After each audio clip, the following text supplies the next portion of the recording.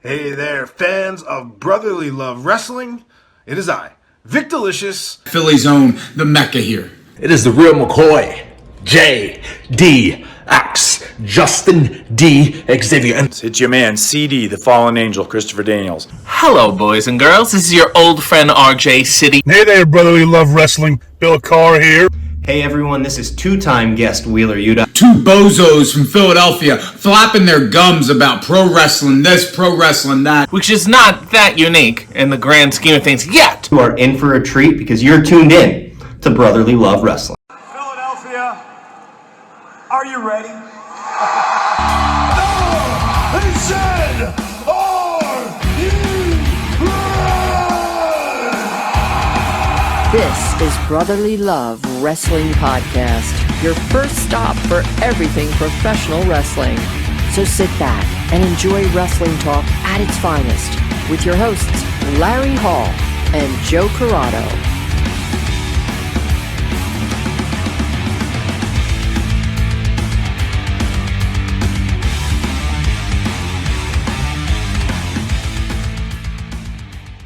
Welcome, everybody, to Brotherly Love Wrestling. On the show this week, we're going to be talking, obviously, a little bit of AEW Revolution, which was a fantastic pay-per-view, and also Monday Night Raw from last night that has given us a little bit more clarification on the road to WrestleMania. A couple more matches announced, but still some storylines that are still just as muddy as they've been over the past couple weeks. So, not to stop you, but you have, like, up on your ceiling, I don't know if it's dust or what, but it's in the shape of the Little Dipper. I see what you mean. I don't know what that is. Yeah, well, is it dust? Is it marks? Or whatever it is, it looks like the Little Dipper. I don't know. Fairly random. It caught my eye. It really, and I couldn't, and it was just like one of those things. Like, man, it really looks like the Little fucking Dipper. What is it, man? Is it purposely? Did you do that? Are you in the constellation? I mean, I think it's pretty cool, but no, I did not do that. Just, I'm a fan of the Big Dipper, and that's it. Like, that's the Little Dipper. Little Dipper, sorry. That's what I meant. Whatever. I think it's dust particles. Anyway. Either way, continue, please. Let's start. The more pressing matters that are at hand. Let's start with AEW. Start at AEW. Pay-per-view. It makes sense because it was before Raw. So therefore, ergo, we should start with this. And these are the only things we're going to be saying tonight. Nothing of adding substantial value. I'm just going to be doing It's going to be filler? Yeah, I'm just filler tonight. I'm Ben Filler. So, Revolution. Me and Joe really don't watch a lot of weekly AEW. I watch more than anymore. He does. You know what sucks is that I don't watch it anymore, and it upsets me because I wanted to. Like, when it first started, I thought it was really good. Yeah. I thought it fell off for a little bit, and I hadn't really thought of a reason. Like, it really hadn't hit my mind. Like, oh yeah, I really should get back into it. Like it. And after this pay-per-view, I think that might have been a little stupid of me, and I will admit that. And that's the other thing with me and you. The last AEW pay-per-view that we ordered, I did not like it. We were very disappointed with. I did not like it. And not only that, because we don't watch the weekly show like we used to, it's hard to kind of be excited for a pay-per-view. I literally didn't know any of the matches on the card. Yes. Yeah. What you said to me that day, the day before, I think Saturday. Yeah, said something literally knew. Yeah. Like, I think I knew MJF and Bryan, but I don't even think I knew it was an Iron Man match. Really? No. Okay. Like, that's how out of the loop I am. Yeah. Very out of the loop. Very. Yes. Yeah, I didn't know who any of the champions were. Mm-hmm. I knew Hayter was still the champion because I still saw that on my social media feed. Yeah.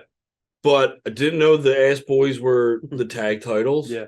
The tag champs. I'm assuming Cargill's still the TBS champ. Mm-hmm. She is. I don't know anything about Wardlow and Joe. I didn't even know they were still in a feud somehow. Didn't know that was still a thing. Yes. I caught spoilers that Powerhouse Hobbs won the brass ring. Yes, from the ladder match. So I know some things, but not enough to even put. I didn't know Ricky Starks and Jericho was a thing. Mm-hmm. I'm glad that Ricky Starks is still being featured. Probably a reason to continue watching, but it wasn't. MJF winning the championship. That should have got me back into it. It got me back into it, and that's why I said that I was watching more than you were, because once MJF won that title, I was like, okay, the right guy has the title at this point. In my eyes, I thought the right guy had the title. I don't think it's wrong. As much as I didn't like the ending, yeah, because they had me hooked, I'm a big Daniel Bryan / Bryan Danielson fan. Yeah. I wanted him to win, and I didn't care how it happened. I just wanted him to win. I did. Look, he's a great champion. He's always been a great champion, no matter which like when he was the freaking hemp champion. Yeah, that was really good too. It was. I don't disagree with that. I agree. Yeah, like he proved that he could be uber babyface, and he can also be a really good heel. Yes, but I digress. Mm-hmm. I don't want to jump ahead. That's okay. I thought overall watching this, I didn't have any expectation going in. In fact, I was kind of keeping my expectations a little low for the pay-per-view. For you. Yeah. Because we've done this before. What's that? Where there was like a long stretch of pay-per-views where we didn't have any expectations. WWE. And we were pleasantly surprised. Yes. Yeah. I would say that this would be another case. Yeah. Another for instance. Mm-hmm. Is it better that way to just not have any expectation? Is it better? I think do you think you're rewarded more than punished? I think so. Yeah. Especially, and we found that out with WWE as we didn't have high expectations for a while with WWE, and they kept delivering. And especially now with AEW, because like we said, the last one we watched, to us anyway, we didn't think it lived up to what the card looked like it should have. So like going in, I was like, all right, I know Bryan Danielson and MJF will be good. I know Moxley and Hangman. Exactly. I knew Moxley and Hangman was probably going to be good. Yeah. It was going to be bloody if anything. If nothing else, it was going to be bloody. One of the only really good long-term storylines that they had, obviously, going into this pay-per-view was Hangman. Jungle Boy and Christian, which obviously me and you have said 1,000 times on the show, being invested in stories, this was one of the better stories that AEW has told. So I knew I would be invested in that. Story. Yes. Very. Yeah. So like, and then of course you had the House of Black versus the Elite. You knew they were going to put on a great match because they don't put on bad matches. So yeah, but even still, I thought, how good could it really be? Yeah, because you weren't overly invested in any of the actual storyline. No, I wasn't. I wasn't at all. Because you don't watch enough to be fully invested. You're not watching like you're watching the Usos or the Sammy, Bloodline, yes. KO, yes, or even the lesser storylines. Yeah, for WWE, like the Edge and Balor. Yeah, like you're not even as invested as that, and I put that in like the second or third tier for storyline. Yeah, yeah, no. So I thought they delivered with everything. Even I watched the buy-in. I watched that, and even that it was Lucha Brothers and Mark Briscoe with Mark Sterling and the Varsity Athletes, and that was really good. It was a good starter for that show, and they start right out with Starks and Jericho, which was a solid match. Wasn't anything barn burning, but it was a good match to start off the main card. I think I like Jericho starting pay-per-views more than I like him finishing pay-per-views. Yeah, at this point of his career, this era, I agree. Yes, I think that's where he belongs.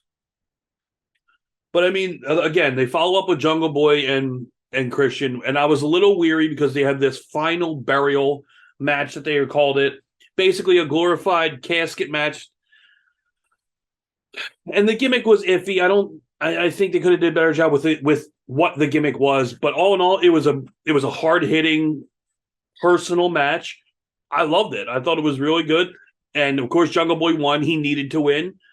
Christian had to put him over, and I thought they did a good job with that. Pretty much end the feud then? You would think. I would assume, yeah. I think Jungle Boy moves on at this point. Final burial? Where does Jungle Boy go from here? Is he... I would say, like, is he a one-off? Probably go up to like a mid-card title, which is obviously is the TNT title, but you have Hobbs already challenging for that this Wednesday. You have no one challenging MJF though. Well, we don't know that yet. Come Wednesday. I mean, could this?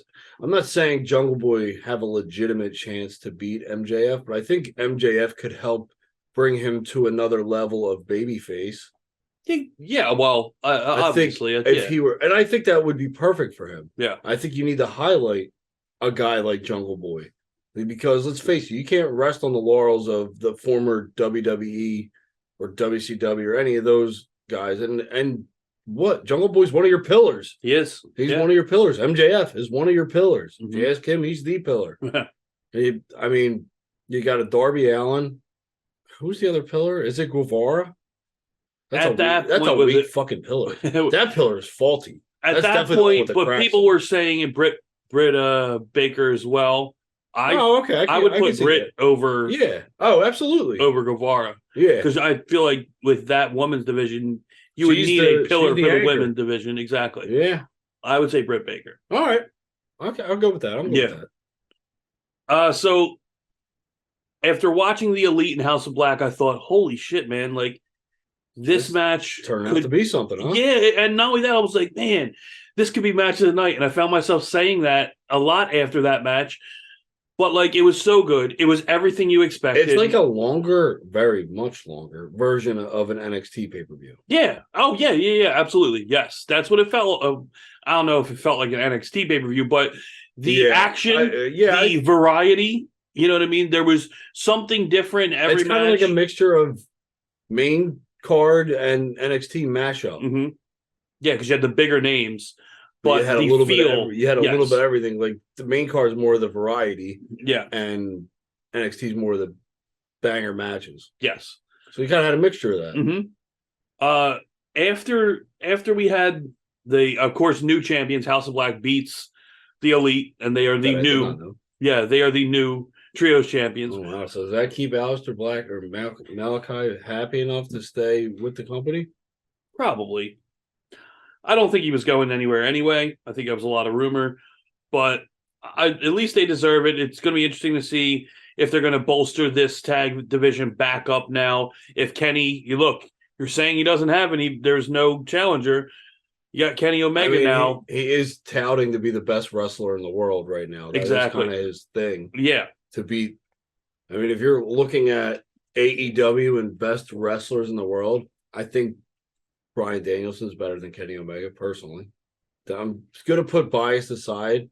I just think well-rounded, and not to mention Danielson wrestles a style I appreciate more than Kenny. But I don't know if I agree with that. But no, that's fine. Like I said, objectively speaking. Yeah, no. But Kenny Omega is also in that conversation for greatest wrestler in the world, and he's been in that conversation for years now. Yes. So if MJF is touting to be the best wrestler in the world and he just beat Bryan Danielson, albeit illegally, don't worry. Underhandedly. Well, it's still illegal in 48 states. You get away with that shit in Alaska and California. Hawaii said no. We were surprised about Texas. We thought you could get away with it in Texas, but they had a bigger heart. Everything is bigger in Texas. Keep going. Land your plane. Okay. I knew it. As soon as you went into the 48 states, I knew you were going to lose your train of thought. But Kenny Omega being one of, or depending on who you ask, the best wrestlers in the world, I'm going to need you to pull it together. I'm going to need you to hold it together. Yeah, that's it. Drink up. But I don't on the computer. No, I'm good. Anyway, yeah, I will divert to you. Yeah, I agree. He would be a good challenger because he needs to talk. Yeah. So I mean, yeah, House of Black going over. I'm glad they got the titles mixed up a little bit. Separate the Elite, more storylines, and hopefully some fresh new matchups. And Adam Cole's supposed to be coming back. Yes, soon, Cole too. comes back, I think, the 29th of So March. Fish is gone. Is O'Reilly still under contract? O'Reilly, I think, is still under contract. Yeah, When does he come back? I don't know. I I can't don't believe know. they let Where's Fish go. Where's Miro? Is Miro, I think, still sitting around doing nothing? He's not hurt? I don't believe so. I could be completely wrong. Like I said, we are not the most diehard AEW fans, so I can't We say don't that keep for up sure. with. We don't keep up with the injuries. No, we don't. We have a long history of guessing. But I believe he's healthy though. I don't remember any injuries for him. So, but He hasn't done anything in so long. Like, how could he be hurt? That's what I was thinking, and that's kind of why I was saying that. But we'll move on to the women's match, triple threat match. This was one of the ones where I was like, and shame on me for thinking that. I thought it was the typical piss break. I don't want to watch this match. Did you take a piss during it though? I didn't. Oh, I didn't. I absolutely didn't. Jamie Hayter, who I'm not a big fan of as champion. Why not? I just don't see it. Okay. I thought Britt Baker was better. I Well- thought she brought more eyes. I thought she was more, Yeah, but as far as on the mic and relatable. Now, I'm not saying that Jamie Hayter is not good. She All right, is, so but Britt- just for me. Britt Baker's a better promo. Yeah. I think they're wrestling. You put. I mean, they're both solid Yeah. in Well, the ring. so you have her, obviously the But champion. Hayter's a little bit bigger of a beast than She is, for sure. Soraya, and She's of definitely course, a believable champion. For all of what they have in the division, she's just as believable as Toni Storm, who was a champion. She's just as believable as Thunder Rosa, who was a champion, if not more believable. I mean, you know, look at the list of Britt Baker. You use Britt Baker as the example because she is the standard for that women's division, I believe. Like, I believe if you're looking at the tippy top, I think Britt Baker's there. I agree. I would put Baker 1, but I wouldn't put Hayter 2. I'd put Statlander 2. But she's had injury problems, obviously. Yes, but Statlander in the ring, phenomenal. Yeah. Great. Mhm. Probably when it comes to in ring, probably my favorite in ring of the women's division. And some of the men's division. But I mean, where do you put like a Soraya or Paige, or whatever you want to call her? Like, wouldn't she be? I mean, if you're going like history, she's probably the most decorated in AEW. Absolutely, she is. So, so here's the thing: is she not as believable in AEW right now? This is what it was for me. It was Soraya. Like you said it. You didn't care. Don't you put that hex on me, Ricky Bobby? It wasn't Paige. You got disinterested. Now that necessarily wasn't my view on Soraya when I saw her, but I'm watching the match and I love Ruby Riott. By the way, Ruby Riott obviously the third person in this match. The match was very good. Soraya, just for me, I've never been a Paige fan. No, I'm not a big Soraya fan. Well, here's the thing, though. She wasn't going to change your mind because she's still going to wrestle the same style. Yeah, of course. It's I still wasn't gonna be expecting anything different. Don't get me wrong, but I was trying to see what everyone saw when she was so over. Now I like her on the mic. I think she's very good there. I think she does a very straightforward wrestling style. Nothing wrong with that, but I like Ruby Riott's style better. I even turned around and liked Jamie Hayter better in this match than I did Soraya. And of course, Hayter goes over, retains the title, and then we have the AEW originals getting beat up by the newcomers, Soraya and Toni Storm, and a dejected Ruby Riott sitting in the corner. Then finally goes to help out the AEW originals, showing that she is with the originals until she turns and completely lays them out. Of course, Soraya and Storm come in and help her, and you have the new outsiders and the former WWE employees are now one big faction, the Triple S outsiders, Storm, Soraya, and Soho, which I thought was one of the better parts of the night. Trying to figure out if it's ever been done before. It seems like an original idea. I mean, originality works in this line of work.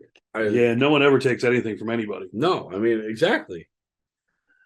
Next, I will move on to Hangman and Moxley, which was probably... Did they bleed? Yeah, but you know what's funny? It took a little longer than it took longer than I expected. Yeah. Honestly, like Moxley getting in the busted ring open. Yeah, he should have been in the ring as soon as he walked in the ring. Busted. Look, me and Bill were texting this whole event, and he texted me. He goes, "I'm honestly surprised he wasn't walking out bleeding already." Yeah, like which I agree. Like I thought his reputation of bleeding. Isn't that a weird thing to get a reputation for after being right, Dean Ambrose? Yes. Now your reputation is like it's almost superseding his like actual in-ring ability. That now he's just you better believe he's bleeding. Yes, like he's the bleeding guy. Yeah, like he if really you're gonna is. have a shtick like that, I mean, is that something you can rest your laurels on? Yeah. The bleeding guy. Why not? Why Corey? Cody did it for before Moxley was doing it. Cody was doing it. You could bet that Cody was going to get busted open in AEW. Was going to bleed every single and time. That's part of the reason I think he bleached his hair. Probably when he first did it, I feel like because it looks so much better. Like it's like the whole Flair thing, exactly, and Dusty. Yes. Yeah, exactly. But this match was brutal. I thought it was solid. I thought don't say there were very cringy type moments. Yeah, a fork was used a couple times, and that was that's not really our style. No, it's not. I mean, we've gone to plenty of death matches, but we've gone to a whole deathmatch fucking show, which was amazing. VXS did an amazing job with that. It was still good. It was still entertaining as hell. By the way, but here's the thing though, the Moxley, you were never like over on Dean Ambrose, and I don't think you're as. Are you a Moxley fan? I like the aura of John Moxley. The who? Because the aura. That's what I said. No, you didn't. What did you say it again? The aura? No, you said it's on tape. Continue. It's not on tape. It's on a version of a tape. You act like I don't have a VHS recording right now. You don't. The entrance music, the coming through the crowd, the wild thing from Major League, like everything that goes into the presentation of his character, I do like. You just don't like him. He's still, and like this is what I laugh at when people talk about Moxley and AEW and how great he is. He's Dean Ambrose able to curse. That's what he is. Like he's still Dean Ambrose. Everything he does is Dean Ambrose. And he's able to say fuck and shit, and he's able to do all this stuff. He's still the same guy. And yeah, is he more hardcore? Yeah, because they're able to bleed. They're able to do that. WWE isn't doing that. So you're adding the hardcore that none of WWE is able to do, and you're adding cursing. But he's still Dean Ambrose. So I think he's still great. Without a doubt, he's a top guy in the business, regardless. You're like McLovin's character from Role Models when he's asked if he likes Coke. I like the idea of it, but not the actual.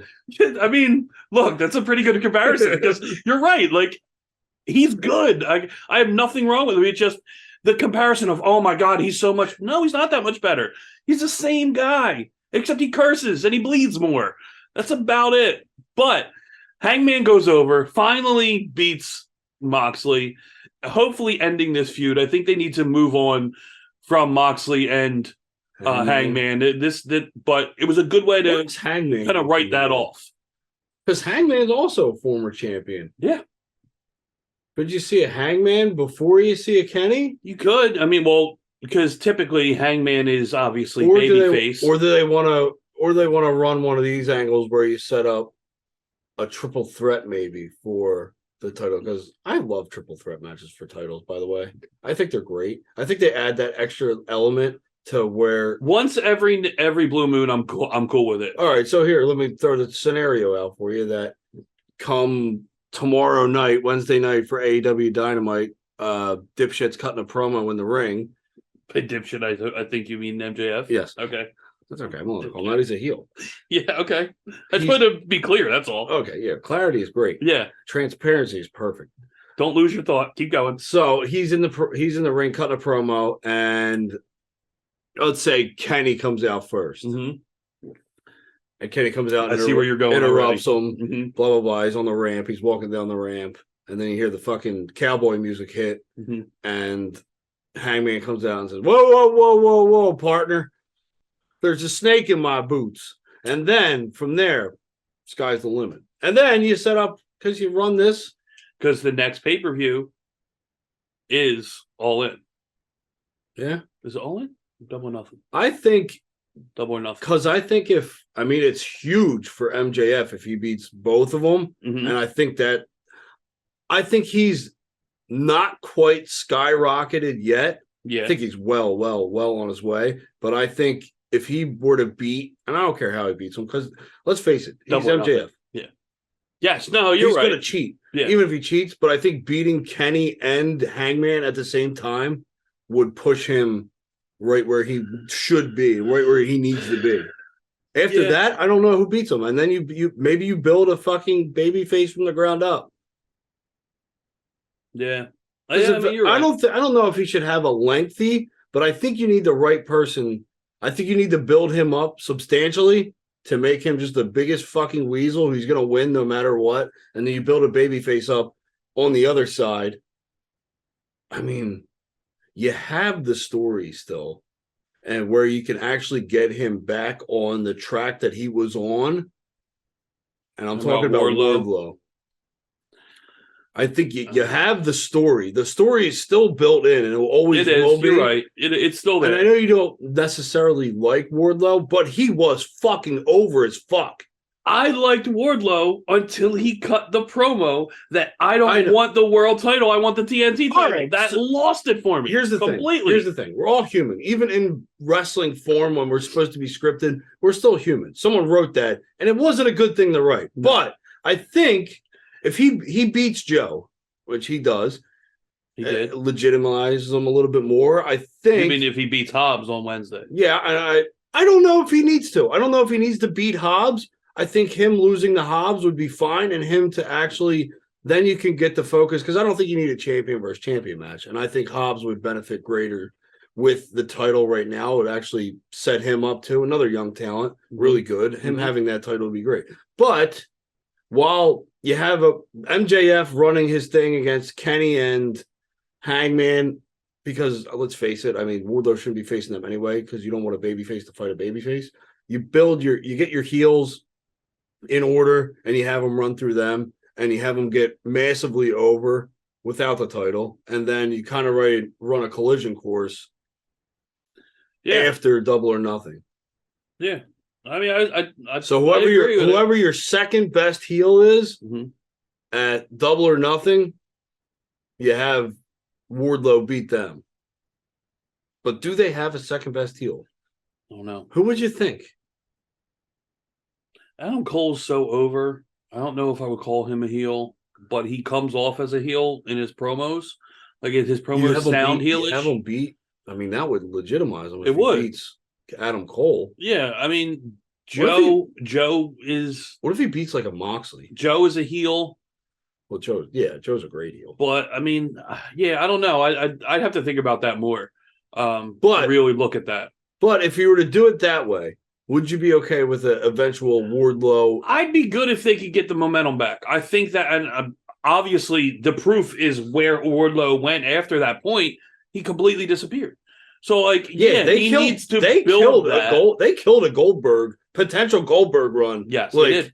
With that, from that moment on, that's was it. Crazy. Yeah, like he was horrible because they even had the fucking chance. Wardlow, like he was fucking headed for it.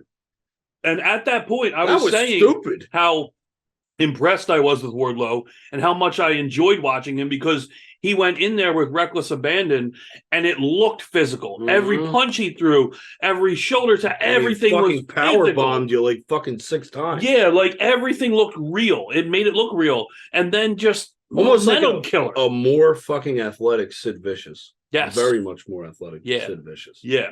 I like that comparison. Yeah.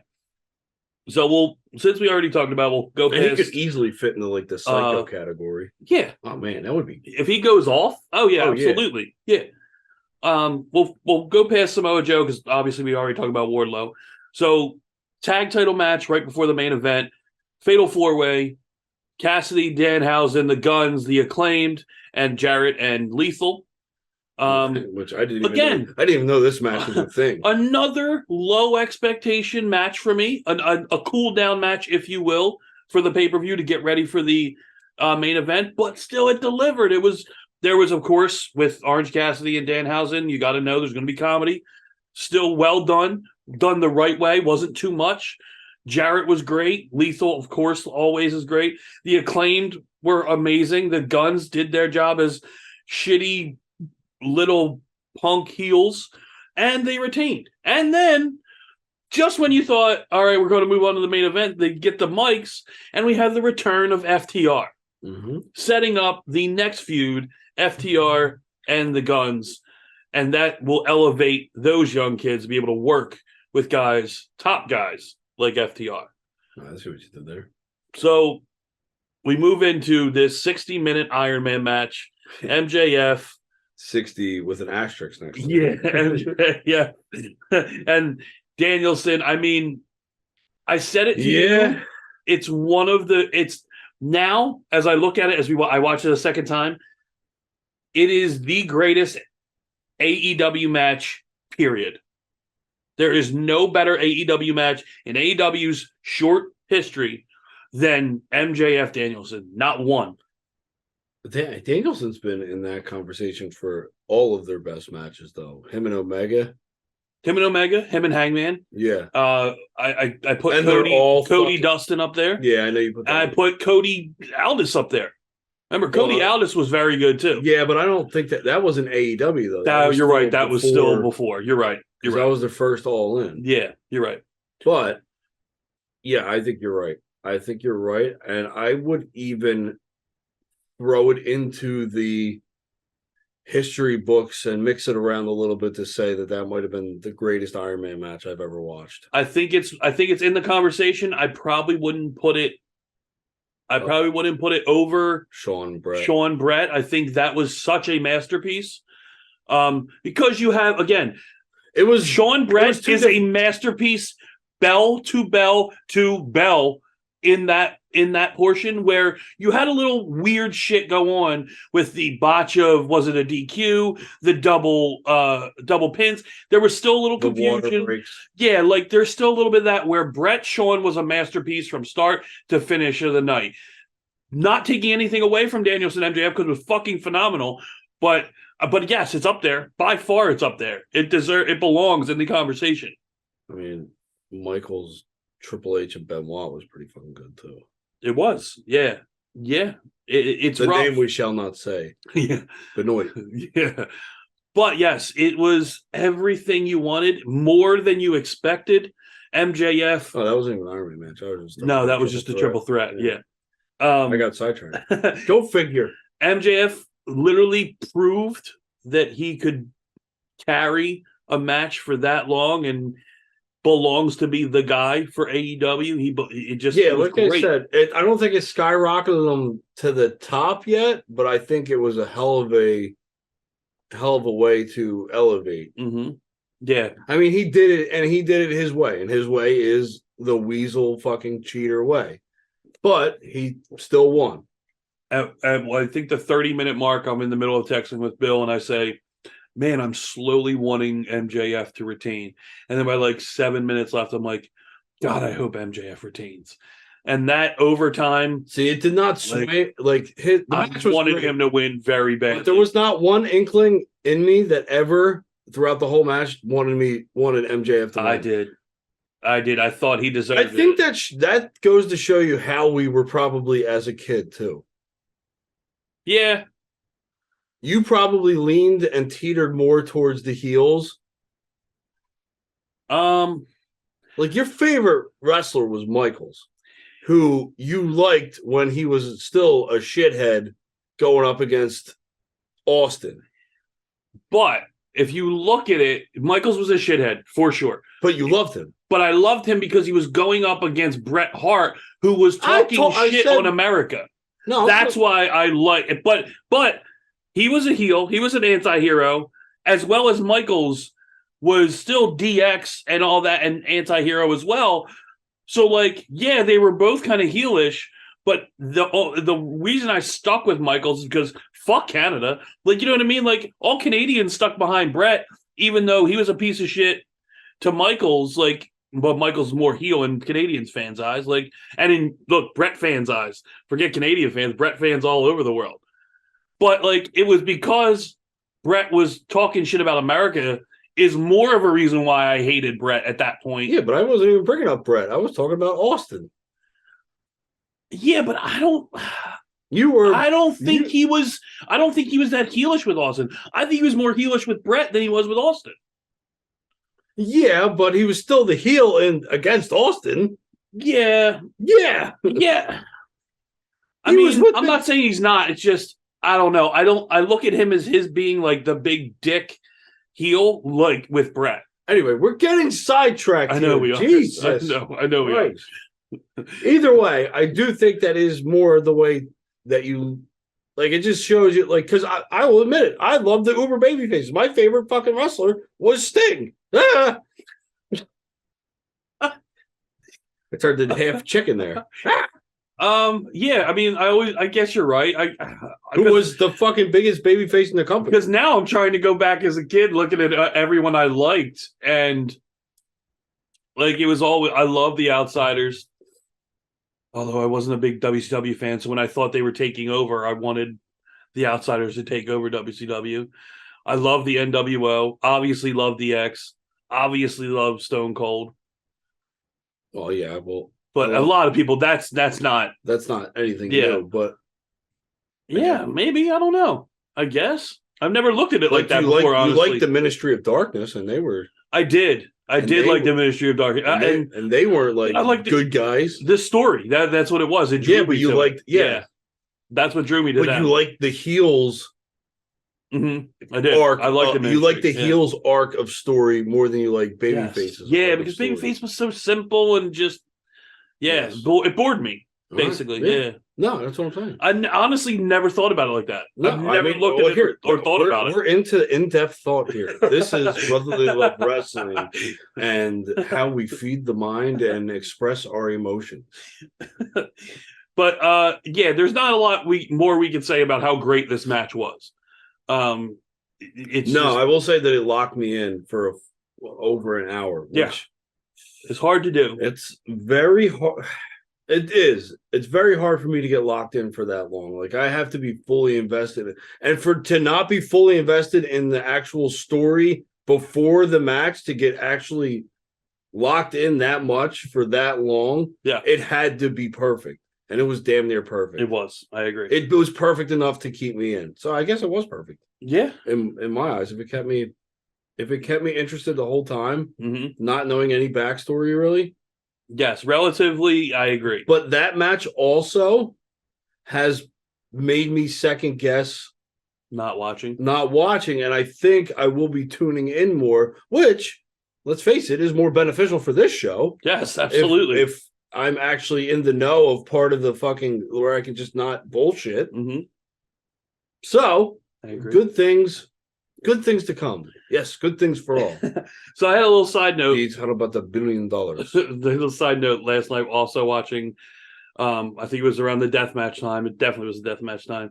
I'm watching it and I'm going, all right, AEW doing a deathmatch. I wonder what like guys who do deathmatch are looking at this. So I just so happen to have Kid Osborne's number in my phone. So I text Kid Osborne. I'm like, yo, are you watching AEW? He's like, yeah. I'm like, all right, I just wanted to see if you were watching because I wanted to get what your thoughts were on this death match. Because he's a deathmatch wrestler. He's dabbled before. The response I get is, why am I drawing a blank here? And like, I'm looking at it, I'm like... Did you ask him how much wine he drank before that question was asked? So I text him because he texted me that at 1:30 in the morning. I was already in La La Land at that point. So I texted him today. I just said, I don't know whether to take that as a positive or a negative. So this conversation is really going somewhere quick. Like, yeah, it's You're slow both build. Neither one of you has a fucking clue what the other was thinking. Exactly. So, like, I don't know if that was negative to where he was like, he thinks it was a joke, or he really liked it. And so, did you get the answer? No, I'm still waiting. We haven't gotten the answer. I'm still waiting. So, ladies and gentlemen, if you know Kid Osborne, you know that he is 99% flake. Yeah. And like that's just him. That's him. Like fucking getting him on the show. It's like 20 minutes and he's already fucking 20 minutes late, and he's like, "Oh man, I'm still trying to drive home from fucking Starbucks, and I'm in the middle of fucking like." Yeah, he's like, "How's this look picture wise?" I'm like, "Dude, you're in the dark. What do you mean? How does this look?" But to his defense, when he gets on, he's great. Gold. Oh, he's great every single time we have Kid on. But to get him on in some sort of fashion, I mean, look, he fucking the first one, he was walking through the streets of Orlando. Yes, which was actually really funny. Yeah, that was really good. At least the last time he was sitting in his apartment. No, the time before that though was when he had the surgery and his leg was all fucked up, and he literally had to go to his car. That's right. And it was like as we progressively went through the show, it just kept getting darker and darker. Yeah. No, but yeah, so I'm hoping I get a response. I don't think clarify that. I don't think I will. You know what? We'll give it a week. We'll give it to the next show. Okay. We'll see if I don't think anything's gonna happen. This is the cliffhanger people want from the show. This is what keeps the butts in the seats and making them want more. Will Kid Osborne get back to Larry? Or will next week be nothingness? Probably nothingness. More like that. Well, you'll have to tune in next week to find out if we get that answer. I'm very, very locked in. I'm ready. Let's move on to WWE. Quickly recap Monday Night Raw real quick, as we got to get some matches made. Some were official. So official was we had the 6-woman tag for Mania. Right. Bayley and Damage Control versus Trish, Lita, and Becky Lynch, which is that's a filler. Yeah, unfortunately. For as much as they don't want, he wants to make a card and just make it a 5-match card. You need to get Becky in there. I understand that. And Bayley. Yeah. But couldn't you have just done Becky and Bayley? I thought that's what was going to happen. I don't think I mean he does. I mean, he does love Dakota and Triple H and EO. Yeah. Yeah, they're NXT darlings, obviously. Yeah. It's just that I feel like the match is forced. And therefore, ergo, it makes me not as interested as I want to be for a WrestleMania match. So we also got Logan Paul and Seth being official. Okay, now I will go back and say I am invested in this one. I do like the way, because we pretty much knew it was going to happen. Yeah, we were just waiting for it, and I think that last night was a good way. And the Miz being in the middle of it just made it that much better. Obviously, him being the host of WrestleMania, which is, to me, a kind of meh thing. Like, I love The Miz. Yes. One of my favorites, don't get me wrong. Yeah, but I think this is going to be good because The Miz is good at getting beat up. And he's good at getting people to hate him. His gimmick is the A-lister, and he's from Hollywood, and he's an actor, so I get it. It all makes sense. So here's what you're going to get. You're going to get someone to come out and beat him up. So the interesting part's going to be, who's it going to be? Yeah, it's true. Who are they going to bring out to beat up? Is it going to be Hollywood Hogan? Could The Rock make an appearance just to beat up Miz? That would be. I would still like that. Could Austin come and kick at Miz's ass? The possibilities are endless, or at least not as limited as you would think. True. And who else is another Hollywood? Who's another WWF guy or WWE guy that went Hollywood? I don't know. No, I don't know anymore. Kane was in a movie before. Speaking of WWE guys that went Hollywood, John Cena was back last night. Oh, yes. In Massachusetts. Don't say. Tore Austin Theory up with the promo that he cut on Austin Theory. And Austin Theory had a gift for him that said he was going to give him a match for the United States title. And he said, no, you didn't earn it. No, you haven't done anything. You don't even believe yourself. You're no one. And which is funny with what he's being called, the Now, and him being ripped up by John Cena saying, you don't even believe who you are. It's because you're not who you are, because you're not the Now. I thought that was very ironic of a promo to be cut last night. Very apropos. Yeah. So, of course, then he takes a shot at Cena saying you're going to just walk out on the fans, which Cena would never do. So we get the match made at WrestleMania, John Cena versus Austin Theory for the United States Championship. Cool, I guess. Like, all right. I mean, Cena's putting him over. Yeah, maybe. I don't know. I want to see John Cena as United States champ for the sixth I want time. to see John Cena break Ric Flair's record. Well, that's not going to do it. Obviously, that's not a world title. No, I know, but I still want to see him eventually. I feel like if anybody's going to do it, it should be Cena. Like, you know how you rooted for Tiger Woods to break Nicklaus's record? Yes. Because you never saw Nicklaus play? Yes. I mean, that's kind of where we're at. I don't think we were like really coherent enough for the majority of Ric Flair's title runs. No, we weren't. No. And the guy that we watched was John Cena. It's like, he's our Tiger Woods. You're true. Yeah, as much as we didn't like him at the time, you're right. You're right. He is. He is. He was the guy. He's our GOAT. Yeah. He's our generation's GOAT, whether we like him or not. Or at that point, like him. I like him now. But at the time, I did not. But I mean, he is. He's that guy. Absolutely. He's the fucking Michael Jordan. Yeah. Yeah. That's crazy. Yeah. He's the Michael Jordan and Rowan is the LeBron James. Of current? Yeah. Yeah. Yeah, that's what it is. But I mean, Austin's the Michael Jordan. Oh, well, yeah. In comparison. If we're going like greatest of all time, like Austin's still, I think, the tippy top. Yeah, but Austin don't have the titles though. That's the only thing. No, but when you like superstar, I agree. I agree. Like overall, if you're thinking of basketball, you're like, oh, who's the GOAT? Like me and you will probably say Michael Jordan. Yes, of course. And if you were to ask, all right, looking back, this is the same time period. Who was the greatest? Who was the greatest of all time that you saw? Austin. Yeah. He was the most must-see act in all of wrestling. Mm-hmm. I agree. And they both kind of had the like longevity thing. Like Jordan fucking I'm not going to go in. I'm not going to go through this fucking rabbit hole. No, let's not do that. Because then I'd be forcing a fucking comparison. I can feel myself getting ready to bullshit, and I've called my own bullshit on this one. That's funny. I've saved probably. You're all welcome. A good 15 minutes of this fucking show. Anyway, I just want to fucking blow past whatever you're about to say and go to the meat and the fucking potatoes of Monday Night Raw. And it is, just so happens to be, my favorite storyline still going in all of wrestling. I still can't get enough of the fucking bloodline, whether it's Roman, whether it's the Usos, Sammy, KO, anybody who's mashed up and put into this blender of storyline. Mm-hmm. I love it. Yeah. I love it. Not. I just do. And the whole fucking Jay and Sammy thing, the fucking hug.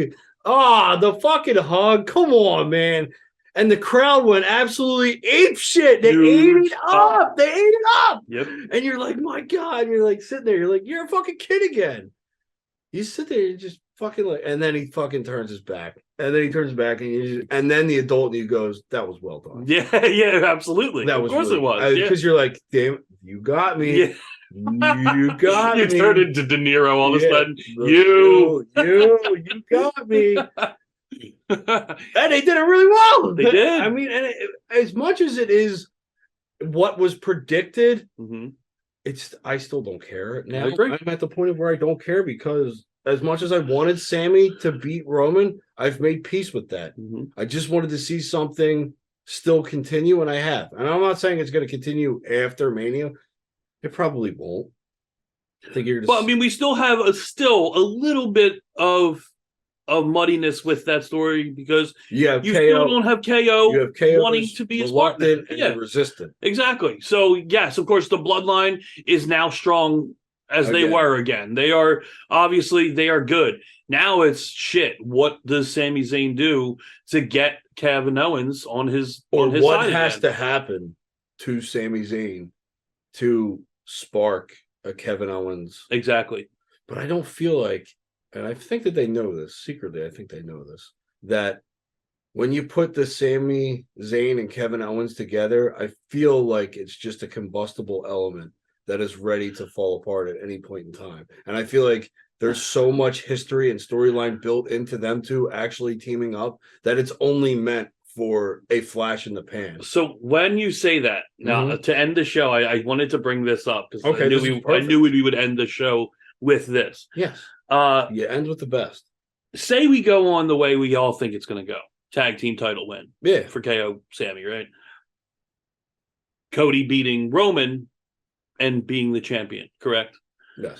So I saw somewhat of a rumor or a fantasy booking for the next year of what could happen with KO Sammy and how to get Sammy that title shot and win the title that we didn't get this year. And it was basically have them as tag champs while you have Cody have a run at the with the title. Have him go as you would. You have them have their title run obviously significant less than Cody has his for the tag titles. When they lose it, you have Kevin turn on Sammy, injuring him kayfabe. And Sammy has to go away. Okay. And now you're building Kevin up to go after Cody. And you have them meet at Royal Rumble for the title and have Kevin Owens win the title at Royal Rumble. Okay. But the number whatever entrant into that Royal Rumble is Sami Zayn, and Sami Zayn winning the Royal Rumble. And then you have a main event match, Kevin Owens versus Sami Zayn ending at WrestleMania, and you have Sami Zayn winning the title at WrestleMania over Kevin Owens. Yeah, I would be on board with that. It's not a very complex story to tell. It's very easy to get to. And you have this entire story, this entire backstory. Fucking go all the way back to NXT, obviously, if you want. But like, oh no, Kevin Owens and Sami Zayn story is an easy tell. Yes, exactly. It's been told a million times. But I mean, and selfishly now I want it to happen just because I want it to happen when we are there. Can you imagine the fight forever chance you get for fucking a title match, Mania match? No, for the main title, because they get it no matter what. Whenever they fight each other, it's always fight forever. Yeah. Wow. Like 60,000 people chanting it. Yes. Dude, that would be insane. Right? That would be in Lincoln Financial Field. That'd be fucking incredible. I would be happy with that. I would be happy if that was my main event. If it came to Philly, or when it comes to Philly. Yeah. That would be good. So it wouldn't be your most star-studded main event, but it would be a fucking... You have other shit. You have a lot of shit. It would be a phenomenal fucking main event. Who knows? We might be getting Austin next year. We might be getting The Rock next year because we ain't getting them this year. You don't know this. We don't know. Well, no, I pretty much think it's not going to happen this year. I mean, we're 3 weeks out at this point. Yeah. I feel like something like that. Now, of course, we can get a surprise, but he's pretty much... Well, I'm telling you, the fucking surprise is going to be whoever beats up Miz. Yeah. Which could be anybody at this point. Yes. So we'll see. So we'll wrap it right there. We hope you enjoyed the show. Next week, obviously, of course they enjoyed the show. We're fucking great at this. God. Hopefully have more AEW talk now that Joe is reinvested and see what happens tomorrow night on Dynamite. And of course on SmackDown, I have to fucking stick to it. You do now. Yeah, they're going to expect you to know what you're talking about come next week. We're also going to need word from Kit Osborne. You're going to want to tune in for that. Hopefully Kit sees this and then responds to me if that does it. We're going to tag him. Yeah, absolutely. See if he watches or listens. So thank you for watching, and we'll be talking to you very soon. See you later.